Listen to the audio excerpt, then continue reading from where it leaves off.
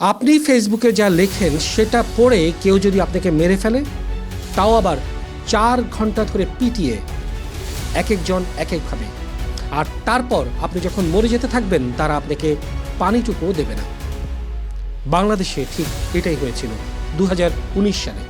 একটা ছেলেকে তার নিজের ভার্সিটির হলে নিজের রুম থেকে ডেকে নিয়ে সারা রাত ধরে পিটিয়ে মেরে ফেলা হয়েছিল। আর ছেলেটার নাম আবরার ফাহাদ, বুয়েটের ছাত্র, বয়স মাত্র 21, আর তার অপরাধ শুধু একটা ফেসবুক পোস্ট।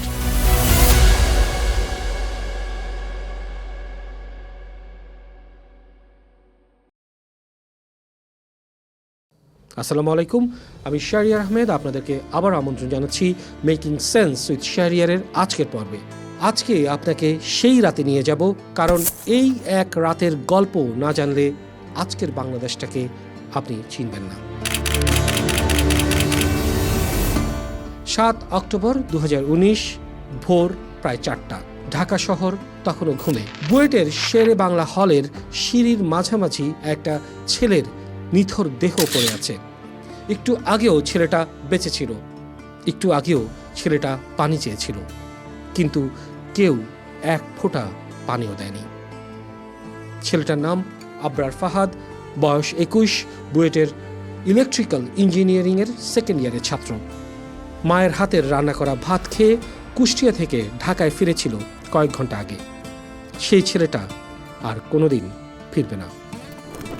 আজকের যে গল্পটা আমি আপনাদের বলবো, এটা শুধু একটা মৃত্যুর গল্প না, এটা একটা গোটা দেশের বিবেককে নাড়িয়ে দেওয়ার এক রাতের গল্প। আবরার ফাহাদ জন্ম 1998 সালের 12 ফেব্রুয়ারি, কুষ্টিয়ার কুমারখালীর ছোট্ট একটা গ্রাম রাধানগর। বাবা বরকতুল্লাহ ব্র্যাক ব্যাংকে চাকরি করতেন, মা রোকেয়া খাতুন গৃহিণী, আর এক ছোট ভাই ফাইয়াজ। ছেলেটা ছেলেবেলা থেকেই যাকে বলে মেধাবী। কুষ্টিয়া মিশন প্রাইমারি, তারপর কুষ্টিয়া জেলা স্কুল, আর তারপর ঢাকা নটরডেম কলেজ, যেখানেই গিয়েছে সেরাদের একজন হয়েছে। এইচএসসির পর ছেলেটার সামনে কয়েকটা দরজা একসাথে খুলে গেল। ঢাকা মেডিকেলে চান্স পেয়েছে, মা চাচ্ছিলেন ডাক্তার হোক, কিন্তু আবরারের স্বপ্ন অন্য জায়গায়। সে চাইছিল ইঞ্জিনিয়ার হতে, আর তাই সে জায়গা করে নিল বাংলাদেশ প্রকৌশল বিশ্ববিদ্যালয়, মানে Bangladesh university of engineering and technology, বুয়েটে। বাংলাদেশের সবচেয়ে কঠিন ভর্তি পরীক্ষা, সেটাতেও সে চান্স পেয়ে গেল।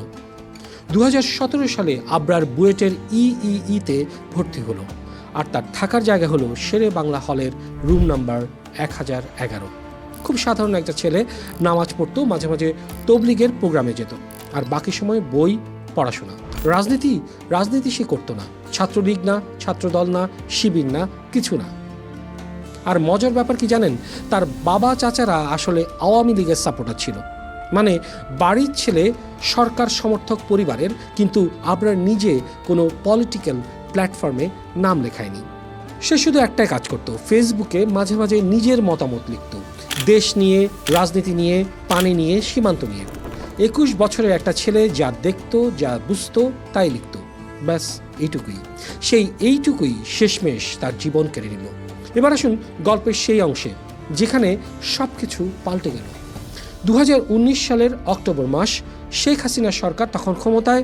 প্রধানমন্ত্রী ভারত সফরে গিয়েছিলেন, ফিরে এসেছিলেন কয়েকটা চুক্তি স্বাক্ষর করে।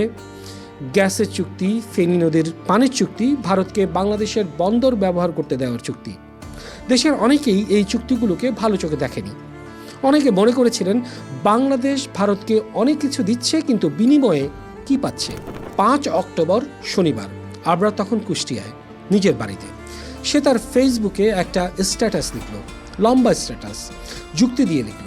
সে লিখল, 1947 সালে দেশভাগের পর যখন পশ্চিম পাকিস্তানের কোনো সমুদ্র বন্দর ছিল না, তখন ভারতের কাছে কলকাতার বন্দর ব্যবহারের অনুরোধ করা হয়েছিল, ভারত দেয়নি। আজ সেই ভারতই বাংলাদেশের মংলা বন্দর ব্যবহার করতে চাচ্ছে। ফেনী নদীর পানি নিয়ে লিখল, ভারতের নিজের রাজ্যগুলো যেখানে কাবেরী নদীর পানি নিয়ে নিজেদের মধ্যে মারামারি করে, সেখানে আমরা 1.5 লক্ষ ঘনমিটার পানি ফেনী থেকে ভারতকে দিয়ে দিচ্ছি। তার স্ট্যাটাসটা ভাইরাল হয়ে গেল কয়েক ঘন্টার মধ্যে, আর সেই স্ট্যাটাস বুয়েটের শেরে বাংলা হলের ছাত্রলীগ নেতাদের চোখেও পড়ল। তারা ঠিক করলো এই ছেলেকে শিক্ষা দিতে হবে, উচিত শিক্ষা।